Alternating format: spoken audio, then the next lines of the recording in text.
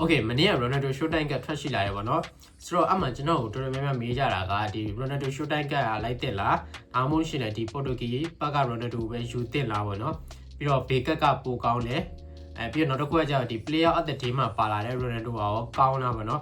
်ဆိုတော့အဲ့မေးခွန်းတွေကိုကျွန်တော်ဒီ video လေးထဲမှာပြပြပေးသွားပါမယ်ဖြစ်ပါတယ် Okay info ပါဟဲ့နေပြီးတော့ကြိုးဆိုပါတယ်ကျွန်တော်အရင်ဆုံး stat တွေကိုမရှင်ပြခင်ဒီကောင်တွေကိုရဖို့အတွက် coin ဘယ်လောက်သုံးရမလဲဆိုတာကိုကျွန်တော်အရင်ဆုံးပြပြပေးမယ်Portuguese ပတ်ထဲက Ronaldo ပစ်တိုင်းကတော့အားလုံးပဲသိကြတဲ့အတိုင်းပဲ coin 2000ကုန်မယ် Player of the Day ကတော့ player 6ယောက်ထဲကနေပြီးနှံ့ရမှာဖြစ်တဲ့အတွက်အများဆုံး coin 600ကုန်မယ်ဒီ Showtime ကတော့ player 100ထဲကနေနှံ့ရမှာဖြစ်တဲ့အတွက်900နဲ့ဖောက်မယ်ဆိုလို့ရှိရင်တော့စုစုပေါင်း coin 9000အများဆုံးကုန်မှာဖြစ်တယ်ပေါ့နော်ဒီနေ့မှာကတိကတ်ပြောချင်စရာရှိတာက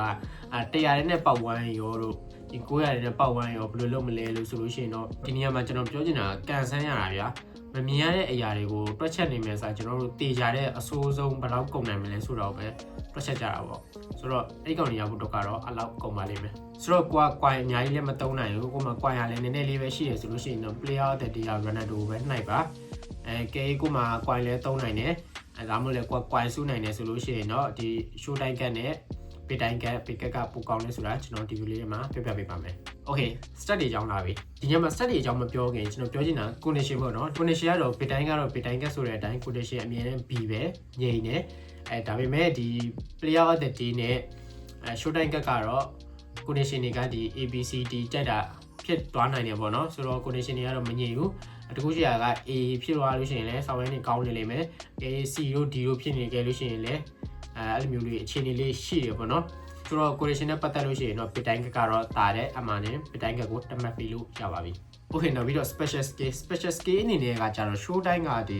phenomenal finishing နဲ့ low screen မှာဆိုတော့ဒီ skill combo ကတော်တော်လေးကိုကောင်းတယ်ပေါ့နော်ဆိုတော့ပစ်တိုင်းကမှာတော့ well power တစ်ခုပဲပါလာတယ်ဆိုတော့ skill မှာကတော့ဒီ Showtime ကပစ်တိုင်းထပ်ပို့ပြီးတော့တာပါတယ်player of the day ကတော့ low budget ပေါ့နော်ဘာမှမပါဘူးပေါ့stat တွေအကြောင်းမပြောခင်ကျွန်တော်ဒီမှာ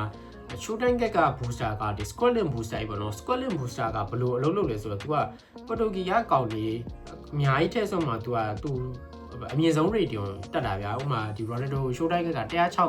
အမြင့်ဆုံးတက်တာဆိုလို့ရှိရင်အဲ့106တက်ဖို့ဆိုလို့ရှိရင် Portuguese ကောင်တွေ17ယောက်လောက်ဒီကိုတင်းတွေကိုထဲဆုံးမှာပဲတက်တယ်ပေါ့နော်ဆိုတော့ဘယ်သူမှလည်းအဲ့လိုမျိုး Portuguese ကောင်တွေပဲထဲဆုံးလိမ့်မယ်လို့ကျွန်တော်တို့မထင်ဘူး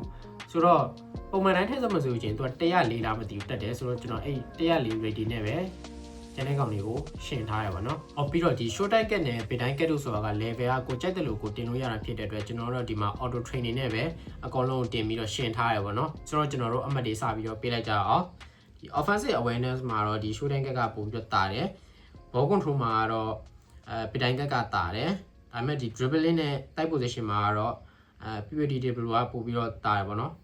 Sorry player of the day Okay အမှန်ရင်တမတ်player of the day ကိုနှစ်မှတ်ပေးလိုက်မယ်ပေါ့နော် finishing ကတော့ဒီပစ်တိုင်းကတာတယ်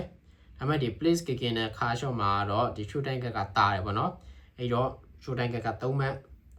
ပစ်တိုင်းက2မှတ်ဟိုကောင်2မှတ်ပေါ့နော်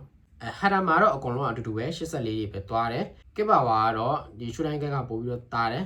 တစ်ဆင့်လောက်ပေါ့နော်တစ်ဆင့်လောက်တာတယ် speed ကတော့ Showtime နဲ့ပစ်တိုင်းကအတူတူပဲplayer of the day ကတော့88ပဲရှိတယ် acceleration ကတော့ Showtime ကတာတယ်ဒီ balance လဲ Showtime ကတာတယ် physical content ကတော့အကုန်လုံးအတူတူပဲ jump ကတော့ဒီပစ်တိုင်းကနဲ့ player of the day ကတာတယ်ပေါ့နော် stamina မှာလည်းဒီ player of the day ကတာတယ်ပေါ့နော်ဆိုတော့ stat တွေကကြည့်လိုက်မယ်ဆိုလို့ရှိရင်တော့တကက်နဲ့တကက်သိပြီးကွာလာရမှာမဟုတ်ဘူးတချို့နေရာမှာတကက်ကတာတယ်တချို့နေရာမှာတကက်ကတာတယ်ပေါ့နော်ပြီးတော့လည်းဒီ level training ဆိုတာကကိုအဆင်ပြေတယ်လို့ညှိပြီးတော့တင်လို့ရတာဖြစ်တဲ့အတွက်နှစ်ကလုံးကတော့အဆင်ပြေလို့ကျွန်တော်ကတော့မြင်တယ်ပြီးတော့ဒီညမှာကတော့ skill ပေါ့နော်ဒီ skill မှာတော့ကျွန်တော်သဘောကျတာအထူးသဖြင့်ဒီ player of the day မှာပါလာတဲ့ skill တွေက